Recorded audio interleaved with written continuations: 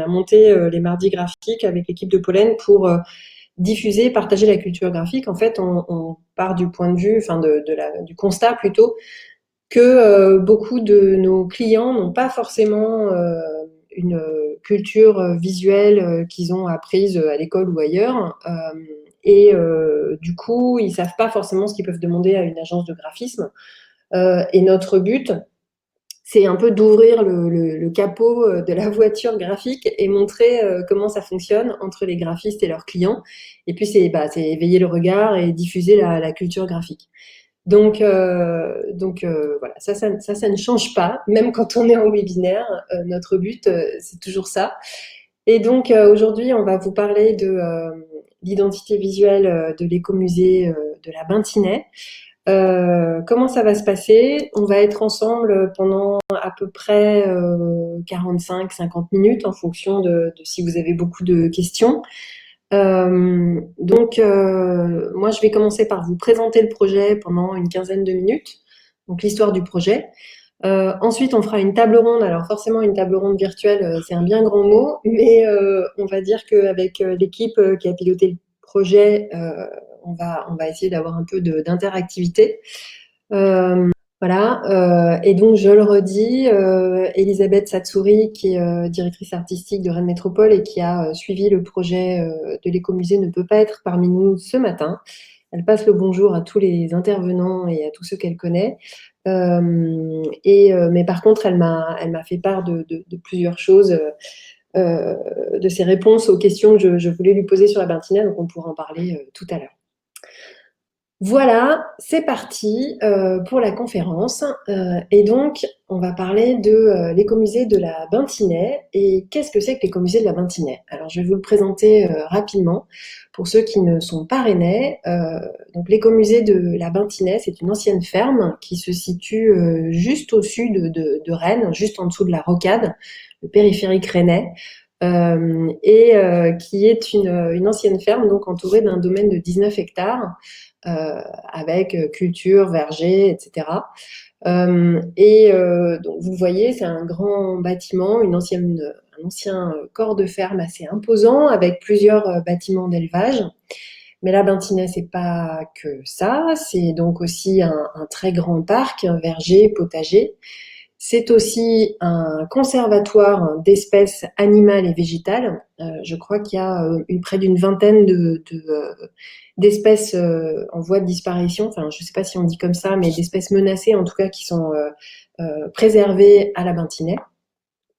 C'est aussi une salle d'exposition plus récente, parce que le musée a ouvert en 1987 et la salle d'exposition temporaire est plus récente. Donc, c'est une grande salle d'exposition temporaire. Vous pouvez y voir des expos qui changent, qui durent à peu près 9 mois et qui changent donc une fois par an. Et ça ne s'arrête pas là, parce que la Bintinay, c'est aussi des grands événements, donc des grands rassemblements, des événements de différents types. Il y a des événements que vous allez retrouver tous les ans qui vont accueillir un large public, et il y a aussi des animations en plus petit comité où un médiateur va vous parler d'une thématique. Donc la Bintinay, c'est à la fois des lieux différents à visiter, mais c'est aussi des expériences à vivre, et donc c'est un lieu assez complexe. Comment s'est passé le projet? Pourquoi? Alors, Philippe Bardel, qui va participer tout à l'heure, qui est le conservateur de l'écomusée et qui va participer à la table ronde, peut-être en parlera mieux que moi, mais d'où est venu le besoin de revoir l'identité visuelle de l'écomusée? Au départ, c'était le constat que l'exposition permanente est un peu vieillissante. Comme je vous le disais, l'écomusée a ouvert en 1987, et donc il y a certaines parties de l'exposition permanente qui ne sont plus vraiment au goût du jour, on va le dire. Alors là, je suis un peu méchante avec l'écomusée parce que je montre des éléments du parcours de l'exposition permanente qui sont effectivement un peu old school.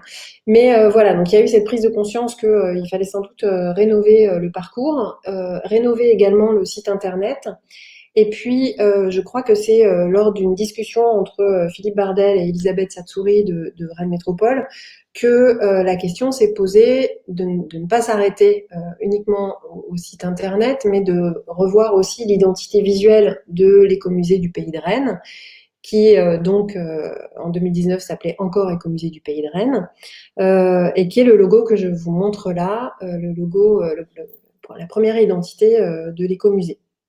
Alors, ça ne s'arrête pas là, parce qu'évidemment, une identité ne vit pas seule. Il y avait aussi un certain nombre de documents d'accueil pour présenter l'écomusée. Le document que vous voyez à droite, hein, c'est le plan guide qui servait aux visiteurs à se déplacer dans l'écomusée et qui était sous forme d'affiches et qui présentait les races et les plantes dont je vous parlais tout à l'heure, conservées sur place. Donc des supports de communication aussi un peu vieillissants, et puis des affiches.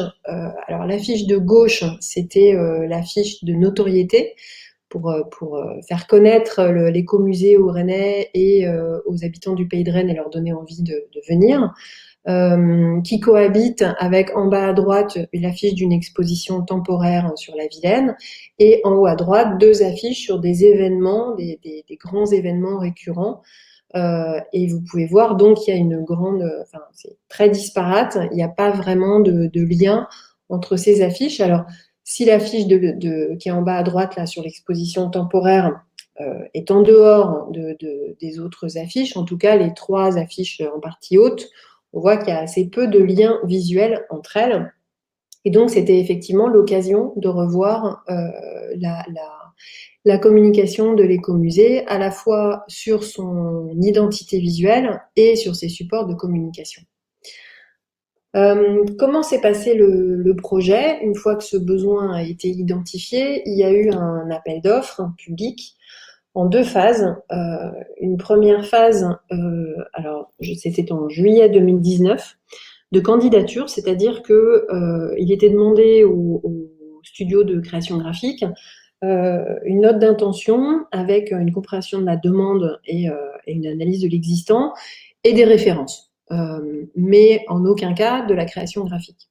À l'issue de cette première phase de candidature, 3 studios ont été retenus et c'est à ce moment-là que Rennes Métropole a demandé à ces 3 studios de remplir le bordereau des prix unitaires, donc de faire un prix, de donner leurs intentions détaillées et de proposer une ou plusieurs pistes de création graphique pour la nouvelle identité de la Bintinais. Et les 2 candidats non retenus étaient dédommagés pour le travail fourni. Et donc, je vais vous montrer quelque chose que vous ne verrez nulle part ailleurs. C'est la piste qui a été retenue, donc, puisque Pollen Studio a été l'agence qui a été retenue pour l'identité à Bintinais.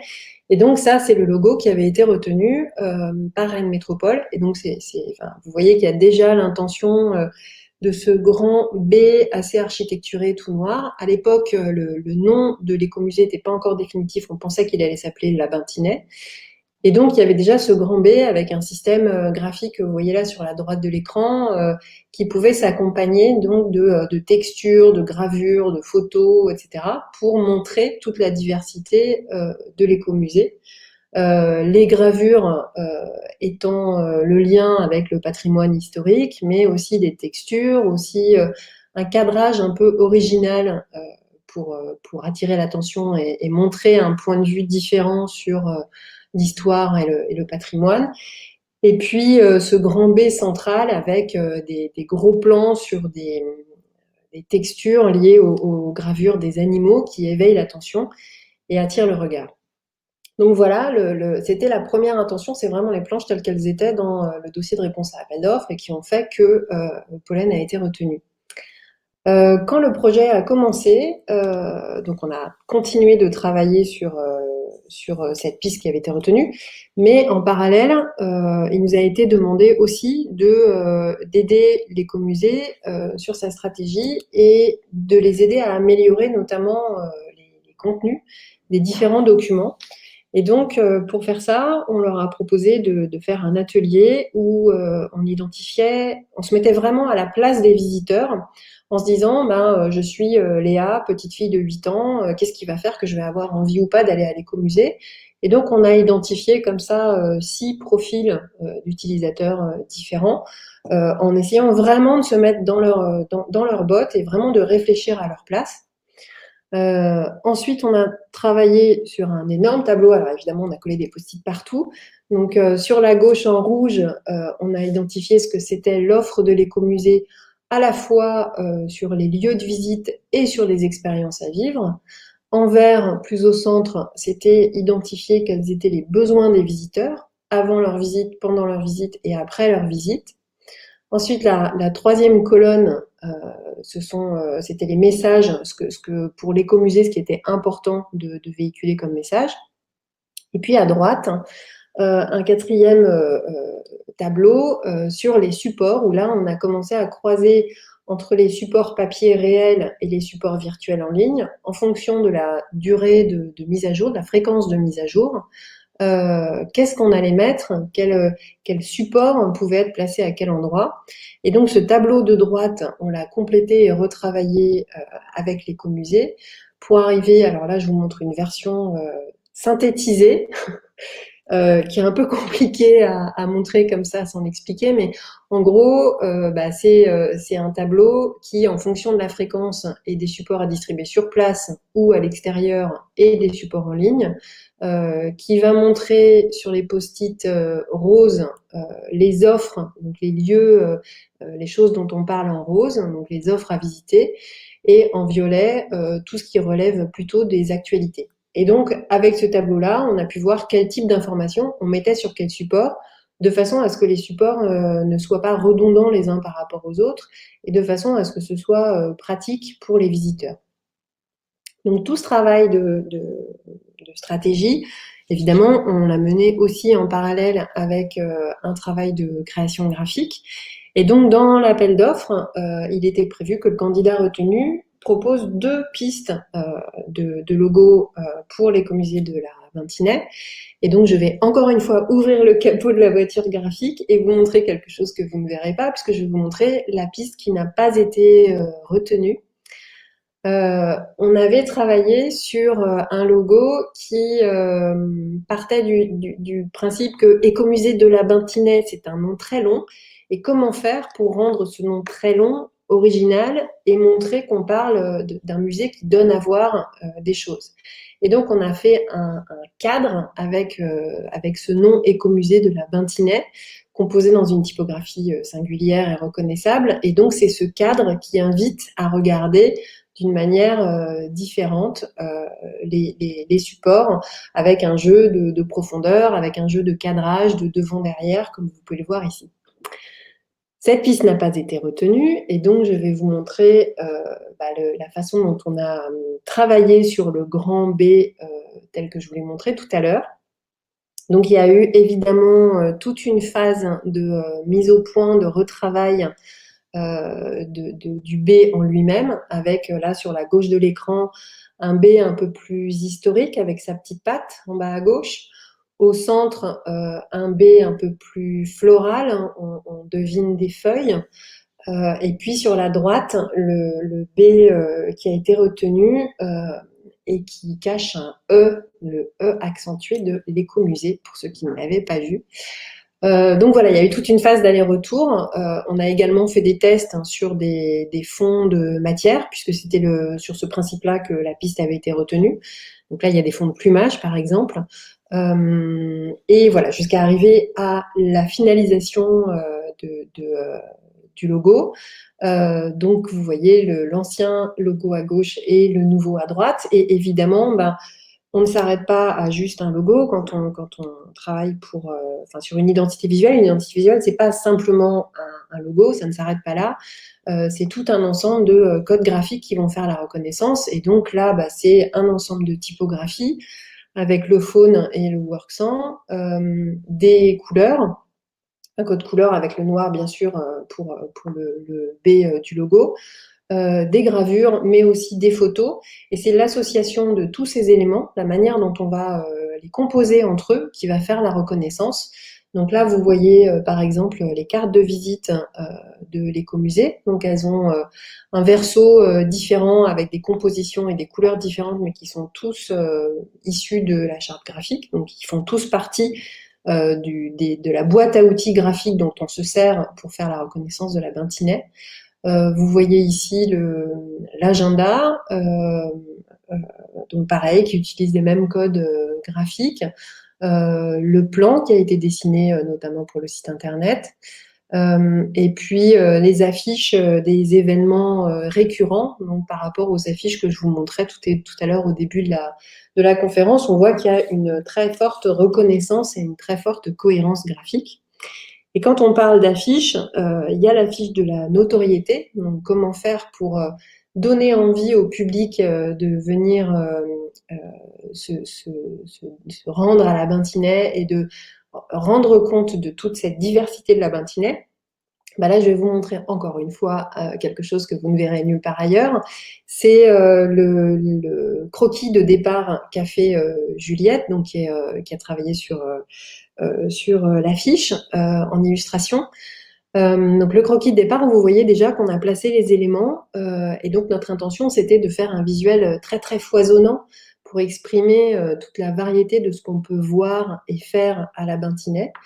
Et donc là, c'était un premier test de couleurs dans les roses et mauves. Et voilà l'affiche, enfin le visuel de l'affiche finalisée avec tous les détails. On voit la Bintinet, le mouton noir, etc., le coucou rennais. L'affiche telle qu'elle est présente à Rennes en ce moment. Voilà, et notre travail ne s'est pas arrêté là puisqu'on a aussi travaillé sur la partie web. Et donc, ce projet était vraiment intéressant parce que on a vraiment défini le principe de navigation. C'est-à-dire non seulement fait l'habillage graphique, mais fait les wireframes et définit vraiment la manière dont on allait naviguer sur le site de la Bintinet pour avoir la meilleure vision possible de tout ce qui est faisable sur le site. Et donc, on a travaillé évidemment toutes les maquettes et ensuite c'est l'agence créateur d'images à Caen qui a réalisé le développement du site. Voilà, on va passer maintenant à la table ronde. Donc, à la table ronde, il va y avoir Réjeanne, qui est directrice artistique à Pollen Studio. Et donc, c'est Réjeanne Boucaud qui est à l'origine de toute la charte graphique et qui a dessiné le logo de l'écomusée. Philippe Bardel, qui est conservateur de l'écomusée de la Bintinet et qui était notre interlocuteur référent pendant toute la durée du projet. Et puis pour avoir un point de vue extérieur, donc Camille Etès, qui est responsable du service communication et numérique au Champ Libre, qui va intervenir également parce que il se trouve que les Champs Libres a changé aussi d'identité visuelle très récemment. Et donc, elle va apporter son témoignage sur comment ça se passe avec une agence, comment est-ce qu'on organise un travail de refonte d'identité visuelle quand on est au service com et qu'on travaille avec une agence. Et puis moi-même, donc, qui vais animer la table ronde. Et donc, on a une pensée pour Elisabeth Satsouri, qui, elle, a suivi tout le projet en tant que directrice artistique à Rennes Métropole, mais qui ne peut pas être avec nous ce matin. Et donc, je vais inviter Réjeanne, Philippe et Camille à rallumer leur caméra et leur micro. Et je vais moi-même revenir à l'écran. Voilà. Bonjour à tous. Bonjour. Philippe, je ne sais pas si tu es là. Est-ce que je vois Philippe? Non, je ne vois pas Philippe. J'espère qu'il va nous rejoindre. Charlotte ou Juliette, si vous pouvez envoyer un petit message à Philippe pour qu'il nous rejoigne maintenant, ce serait super. Et du coup, on va peut-être commencer, Camille. Alors, toi, tu travailles pour les Champs Libres. Vous venez juste de refondre votre identité. Moi, ce que je voudrais que tu nous expliques un peu, parce que j'en ai parlé un peu tout à l'heure, c'est comment organiser un appel d'offres quand on veut faire travailler un studio, une agence de création graphique?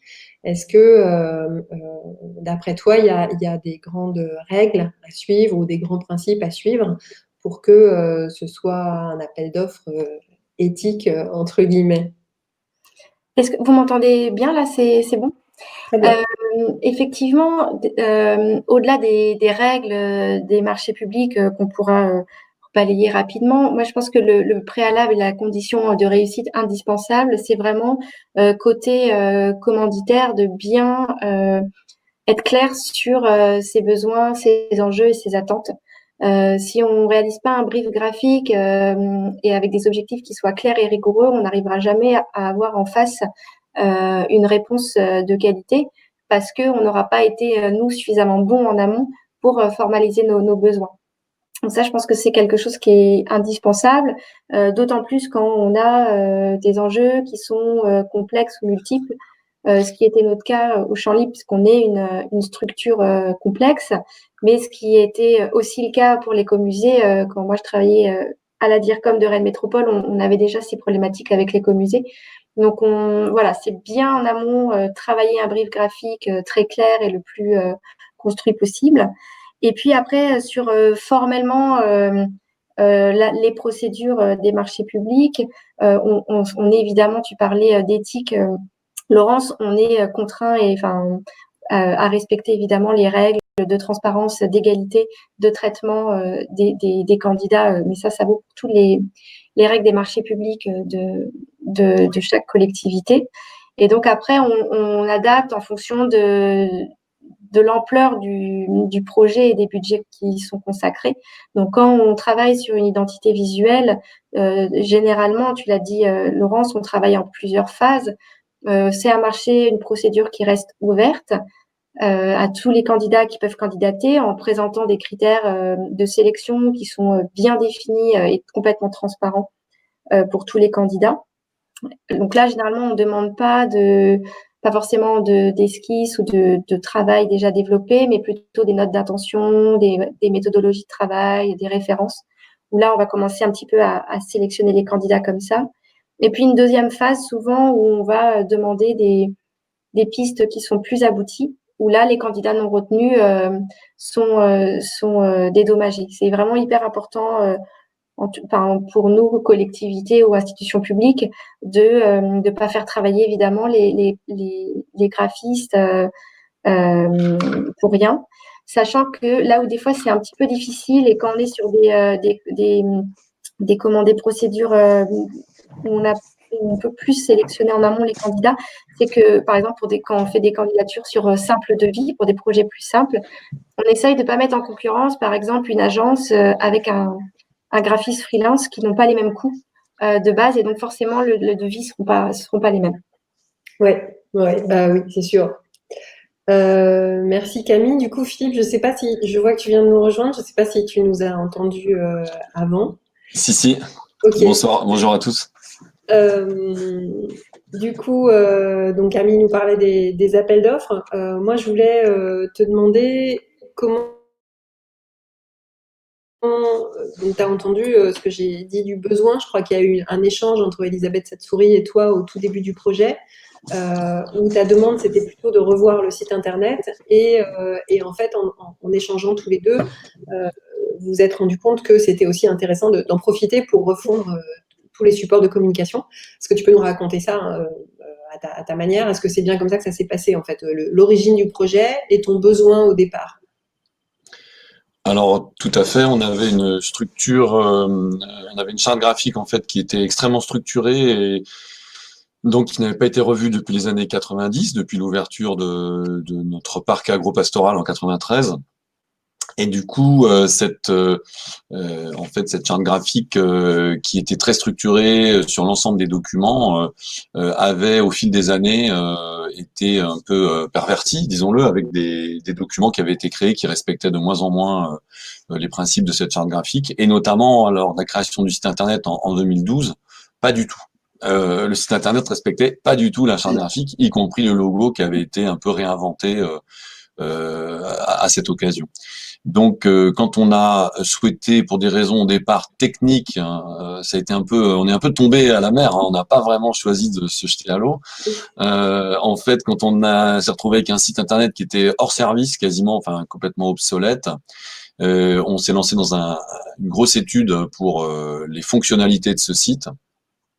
Et donc, à ce moment-là, est apparu le besoin, parmi les fonctionnalités à envisager sur ce site, eh bien, la nécessité vraiment impérieuse de refondre aussi notre charte graphique. Ça a été comme ça un enchaînement. Alors, je vous dis clairement que c'est pas une bonne idée de tout faire en même temps, hein. Je pense que si Elisabeth avait pu être avec nous, elle l'aurait confirmé. C'est quand même bien. J'ai cherché depuis, j'ai vu qu'il n'y a pas beaucoup d'établissements qui s'amusent à faire ça, à changer en même temps la charte graphique et le site internet, mais ça nous a permis d'avoir effectivement quelque chose qui du coup est super homogène, quoi. Ok, et du coup, il y a une question alors plus graphique pour Réjeanne, parce que personne nous l'a posé, mais je pense qu'il y a peut-être des gens qui se demandent pourquoi un B pour la Bintinet, parce que ok c'est l'initiale, mais après Philippe tu nous diras peut-être vous ce que ça vous a évoqué, mais je pense que Réjeanne elle va peut-être pouvoir répondre à cette question. Pourquoi le B? Alors, bonjour à tous. Le B, comme tu l'as dit, Laurence, c'est déjà l'initiale de la Bintinet avec le E qui se cache aussi dans l'œil. Après, c'était pas que l'héritage du nom, il y a aussi un clin d'œil en fait aux familles qui y ont vécu, notamment de mémoire, il y avait les Bourgneuf, les Bazin, les Berthet. Donc, c'était vraiment ce que j'ai voulu exprimer en fait, c'est la trace du passé qui serait modernisée. Parce que pour moi, le signe, il est extrêmement contemporain, il a des lignes rondes, géométriques, et c'est quasi en fait une forme architecturale. Et en plus, dernier point, ça reste le logo, il n'a pas vocation à tout dire. Il va être accompagné d'un ensemble de codes graphiques. Alors, comme tu l'as bien exprimé, Laurence, il y a le style icono, le style illu, les couleurs, la typo. Et en fait, c'est vraiment l'ensemble qui va créer l'identité et qui va transmettre les valeurs de la Bintinet. Super. Et du coup, Philippe, tu vois, parmi les propositions, donc c'est ça qui a été retenu. Pourquoi? Dis-nous pourquoi. Ben pour les raisons que vient d'évoquer Réjeanne, en fait, tout simplement, le troisième effet qui se coule sur cette refonte de charte graphique, ça a été le changement de nom. Alors, révolution dans un verre d'eau, puisque s'appelait les comités de la matinée, alors que tout le monde nous appelait comme ça, c'est pas forcément une folie, mais en l'occurrence, ça a été un travail assez long parce que ça faisait 30 ans que on se battait pour s'appeler les comités du Pays de Rennes et que tout le monde nous appelait les comités de la matinée. Et donc, quand on a changé de nom, on a fait un travail, on a fait une démarche de rédaction d'une plateforme de marque. On a essayé de faire modestement, hein, mais d'essayer de théoriser un petit peu ce travail.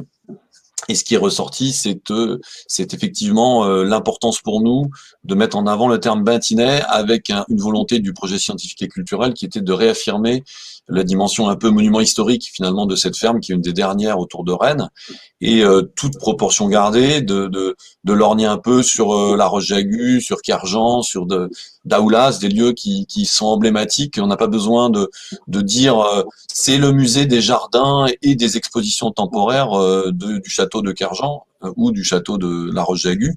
On dit La Roche-Jagu et ça parle à quand même beaucoup de gens, du moins les habitués. Et il se trouve qu'à la Bintinet, on avait un public vraiment très régulier, très fidèle, et donc l'envie de mettre en avant vraiment ce nom comme emblématique de ce poids de l'histoire, mais aussi de l'histoire ancienne, de l'histoire de la relation de la ferme avec la ville, mais aussi de l'histoire de ce lieu qui était un écomusée, qui aujourd'hui est un lieu où il y a des grandes expositions, il y a des événements qui sont proposés aux Rennais et aux Bretons.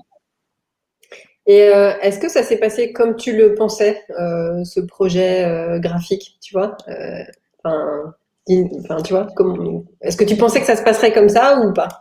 Tu parles du B ou tu parles plus largement de toute la Non, démarche? je parle plus largement de la démarche et puis après, je demanderai aussi à Camille, tu vois, un peu comment ça se passe quand on travaille avec un studio graphique, quoi.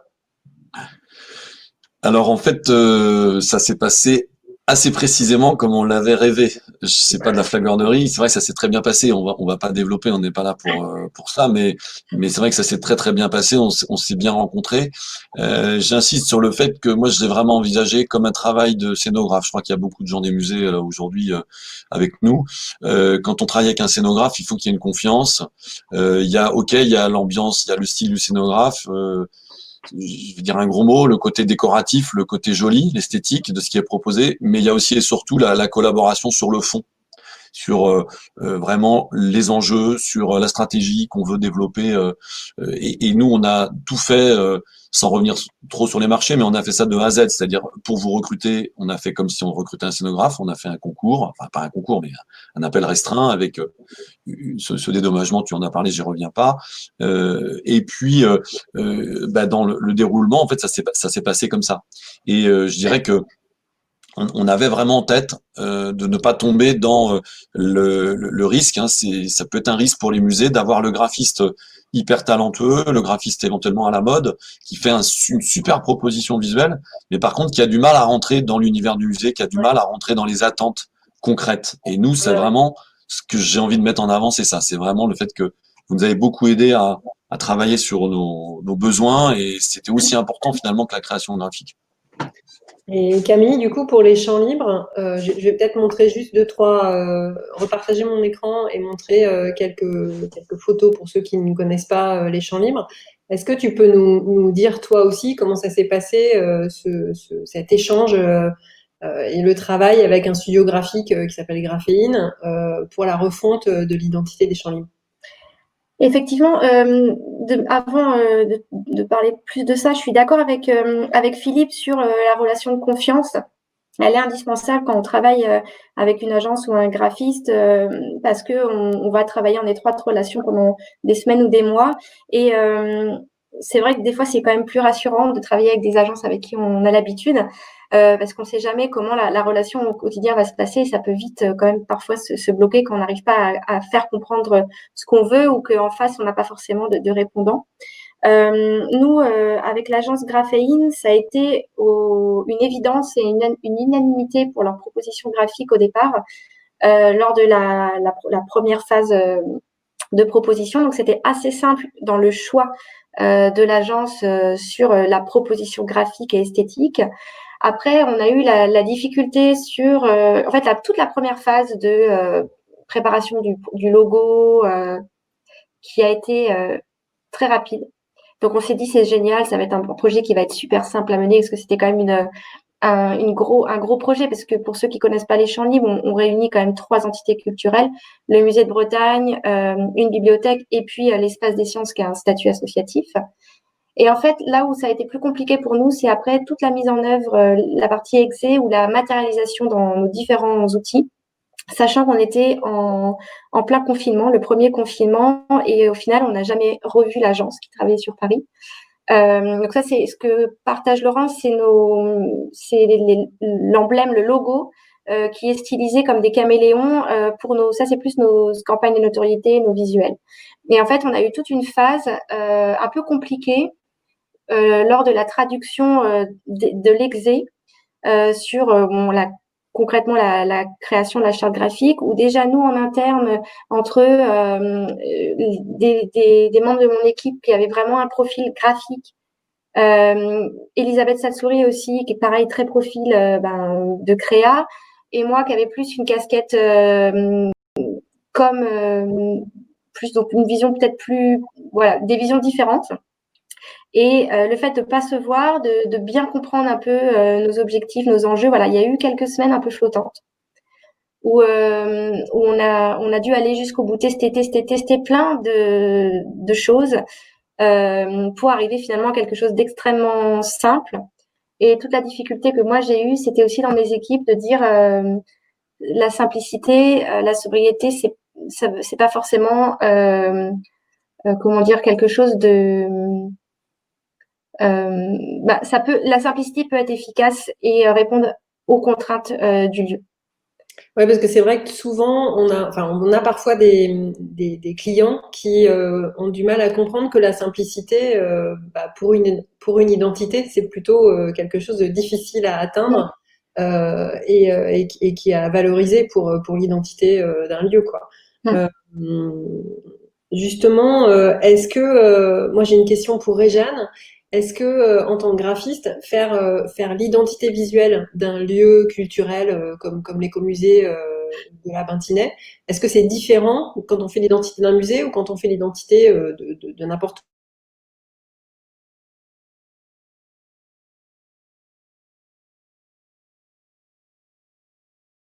J'ai mon micro qui s'est coupé, excusez-moi.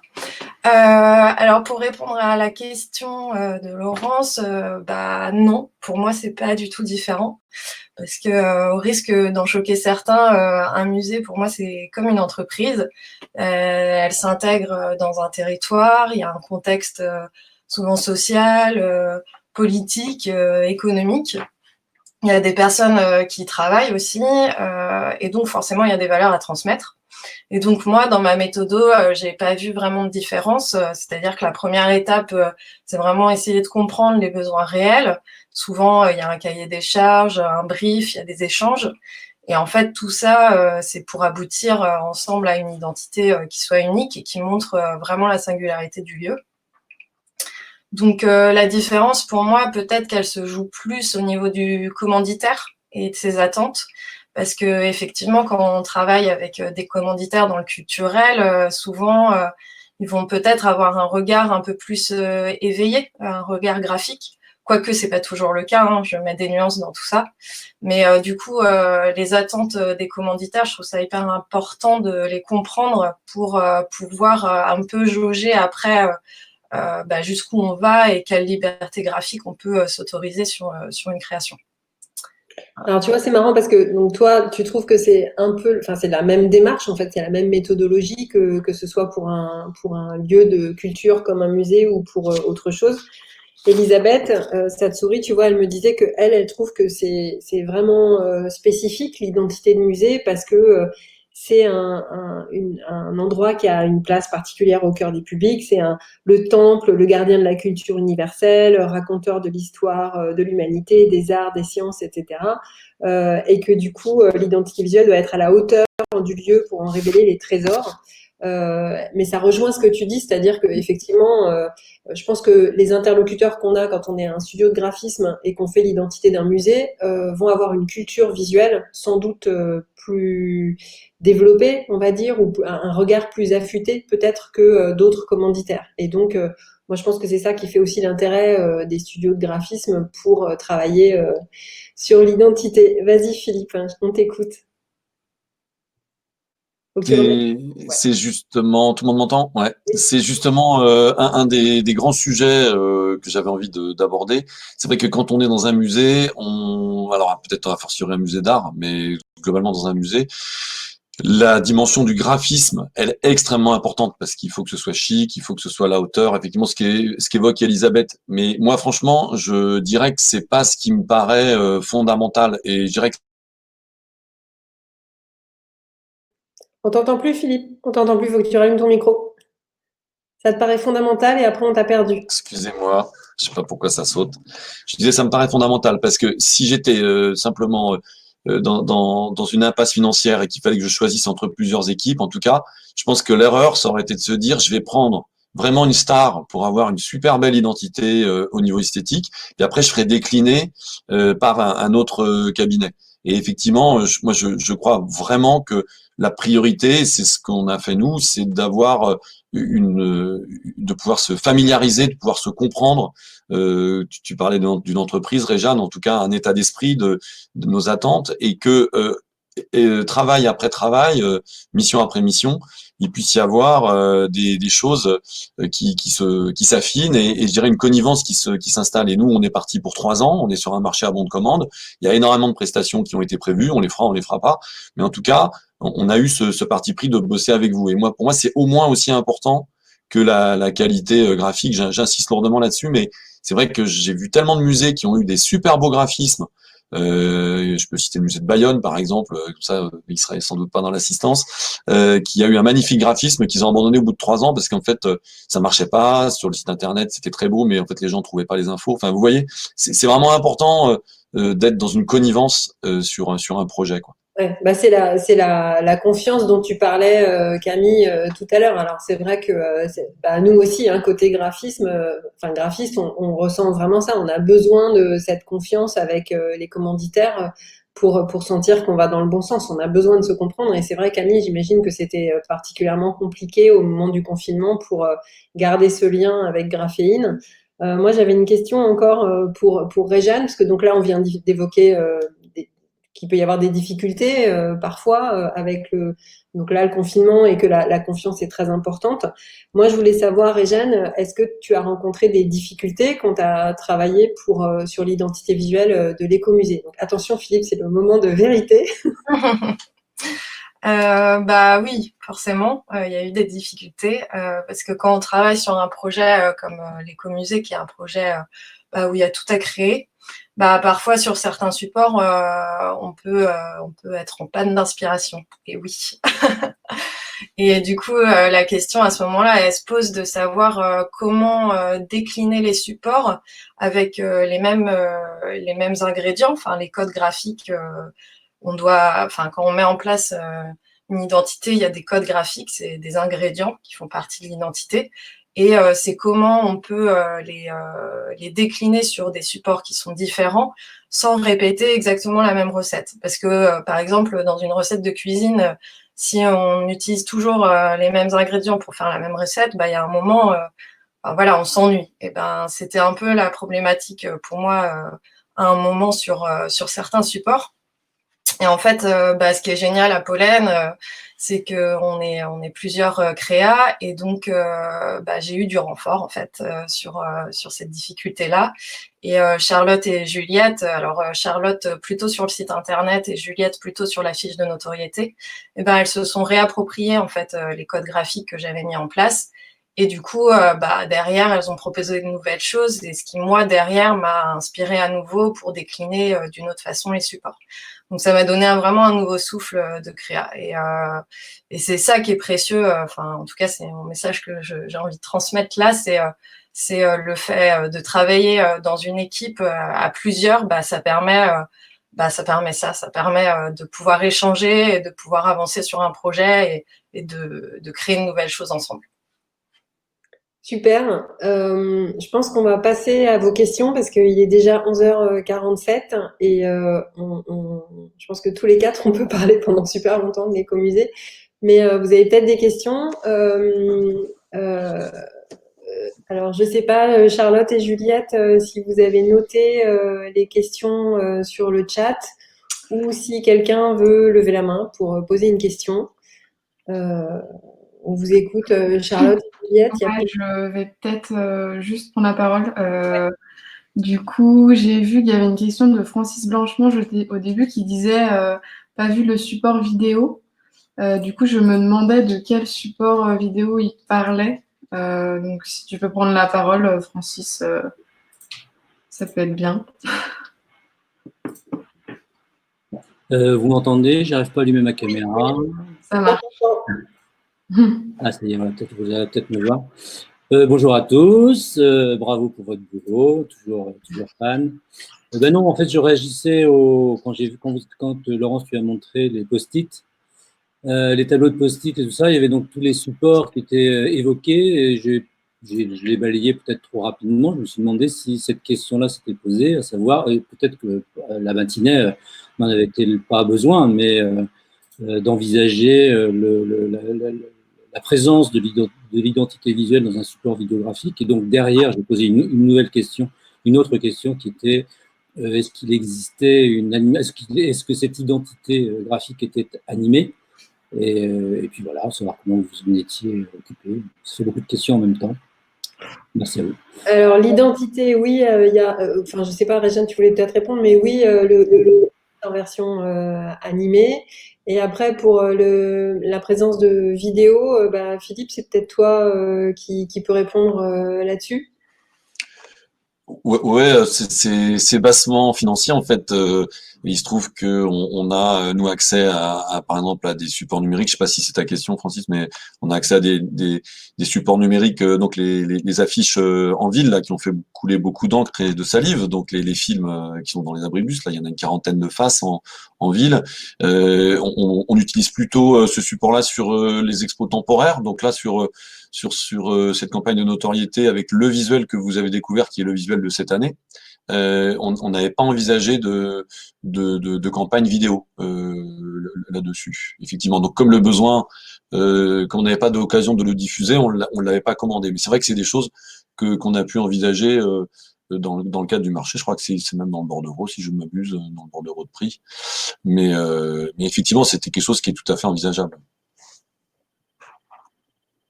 Je sais pas si c'était la question, mais... Est-ce qu'il y a d'autres questions, Juliette? Est-ce que tu avais... Ouais, alors il y avait une question d'Alice qui demandait comment vous réalisez vos visuels en style gravure. Peut-être Réjeanne, je te laisse répondre à cette question. Ouais, bonjour Alice. Alors en fait, nous, on n'a pas créé les gravures. On les a trouvées. Alors il y en a certaines sur des livres. Ça fait partie de notre icono et notre bibliothèque à nous. Alors pour moi, là où on a travaillé sur les gravures, c'est plutôt dans le cadrage en fait. L'idée, c'était de montrer un cadrage un peu surprenant parce que les gravures, ça a été beaucoup utilisé graphiquement. C'est pas une révolution graphique en tout cas, mais là où on voulait apporter une touche un peu différente, c'était vraiment dans ce cadrage-là. C'était un détail d'une gravure pour montrer la texture, comme on pourrait raconter un détail de l'histoire en fait. C'était vraiment pour éveiller la curiosité et donner envie d'aller chercher, et, de comprendre et de découvrir. Donc voilà, notre travail il s'est plus situé là. Après, nous, il va y avoir des gravures qui vont être créées et commanditées par l'écomusée. Et donc là, on a donné un cahier des charges assez précis pour ne pas tomber dans n'importe quelle gravure qu'on peut trouver sur des sites libres de droit. Ouais, c'est ce que j'allais dire parce que en fait, les gravures qu'on a utilisées, elles ont toutes la particularité d'avoir une espèce de le pelage de l'animal sert de trame en fait. Il sert de matière et de texture. Donc du coup, l'écomusée va commander à un graveur des nouvelles gravures qui devront présenter cette caractéristique-là pour pouvoir être utilisées derrière dans les supports de com. Pour l'anecdote, ça nous paraissait une super idée parce qu'évidemment dans les collections du musée on a énormément de gravures et en fait ça marche pas avec n'importe quelle gravure, ça marche même avec très peu de gravures en fait. Donc il y a une notion de trait, de forme du trait, qui est fondamentale, d'où la remarque de Réjeanne sur le fait qu'on va faire appel aussi pour pouvoir couvrir le spectre de l'ensemble de nos thématiques. Vous avez vu que là il y a beaucoup d'animaux et de végétaux, on aimerait bien qu'il y ait autre chose. Alors, faire une gravure de tracteur, c'est pas très facile, mais on va expérimenter en tout cas. On va essayer, on va voir ce qu'on peut faire. Philippe, il y a d'autres questions. Il y a Clémence qui voudrait savoir si tu peux en dire un peu plus sur les problématiques pour refaire charte et site internet en même temps. Et il y a Nathaniel qui voudrait savoir si on n'a pas peur que la gravure donne au musée un côté vieux jeu. Donc peut-être juste pour finir avec la gravure, tu peux nous répondre, enfin nous on peut répondre sur le vieux jeu. Non, on n'a pas peur que la gravure donne un côté vieux jeu parce qu'elle est associée par ailleurs avec des couleurs hyper flash, avec des typos contemporaines, avec un style de mise en page qui fait que ça twist la gravure et ça la réveille. Et de toute façon, c'est un musée aussi, on est aussi sur du patrimoine, donc voilà. Non, on fait pas, on essaye de pas faire catalogue Manu France, Francis. Du coup, ouais, Philippe, est-ce que tu peux répondre à la question de Clémence, peut-être, pour en dire un peu plus sur, enfin, dire si toi tu penses que ça fait vieux jeu les gravures, et puis répondre à la question de Clémence sur la problématique de refaire ta charte et ton site en même temps. Alors, sur le vieux jeu, je dirais, c'est un vieux jeu, c'est un vieux sujet dans les musées, puisqu'un musée, par principe, présente des objets, en règle générale, souvent quand même plutôt des objets anciens, du moins les musées de société. C'est vrai que on assume complètement justement le poids de l'histoire, pour le dire de manière un peu plus positive. Et ce poids de l'histoire, je pense que, en tout cas, dans le regard très singulier que Réjeanne a proposé, il est un peu piquant, quoi. Il surprend et effectivement, c'est un élément visuel, mais dans une charte graphique qui, par ailleurs, me paraît assez moderne et assez novatrice. Donc on n'a pas du tout cette crainte, au contraire. Rapidement sur refaire charte et site en même temps, en quoi c'est problématique? Mais en fait, très rapidement, c'est pas pour ouvrir un débat là-dessus, mais si vous voulez, c'est plus facile à dire qu'à faire, quoi. C'est-à-dire, si on recrute la même personne qui fait un très bon graphiste qui va faire la charte et le site, c'est pas forcément un bon développeur web et c'est pas forcément un bon, enfin voilà, c'est pas forcément un bon développeur web. Et donc un bon conseiller pour faire un site efficace et attractif. On peut avoir des très beaux sites, comme je l'ai dit tout à l'heure, qui sont abandonnés au bout de quelques années parce qu'en fait ils sont très beaux mais ils sont pas fonctionnels. Et donc faire un marché public qui combine les deux prestations, mais c'est pas si simple parce que du coup vous vous retrouvez avec des offres où vous avez envie d'embaucher le développeur, d'autres offres où vous avez envie d'embaucher le graphiste, et vous pouvez pas refaire les familles comme vous avez envie dans le cadre d'un marché public. Vous pouvez pas refaire les mariages à votre guise. Donc forcément c'est un gros travail, mais c'est surtout une difficulté de trouver un bon développeur web et un bon graphiste qui vont travailler ensemble et avec qui vont répondre à vos attentes. C'est ça qui est un petit peu compliqué. Nous, on a à peu près réussi, mais c'est ça qui est vraiment compliqué, de faire travailler des gens qui se connaissent pas.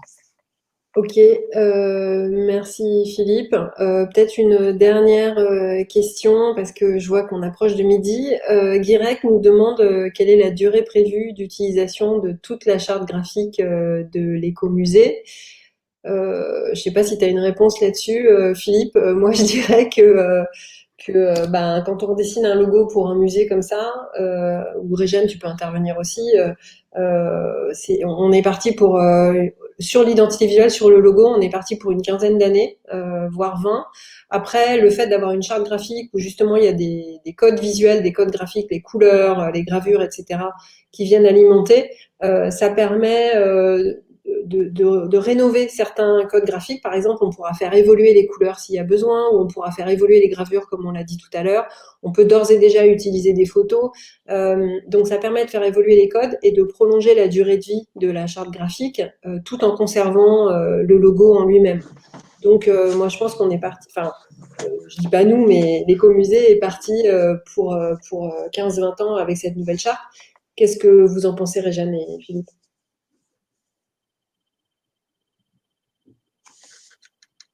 On t'entend pas, Réjeanne. Je t'en prie, Philippe. Moi, j'ai pas grand-chose d'autre à rajouter, Laurence. Je suis entièrement d'accord. En fait, l'identité, elle est faite pour durer. Après, les codes graphiques, ça évolue beaucoup plus rapidement. Donc, enfin voilà, si à un moment il y a besoin de rajouter de nouvelles couleurs ou justement on en a marre des gravures, et ben dans la charte graphique, il est prévu de décliner. On peut décliner l'univers avec des photographies et ça fonctionne très bien. Donc voilà, ça va dépendre de comment ça évolue. Donc Philippe, je te laisse répondre.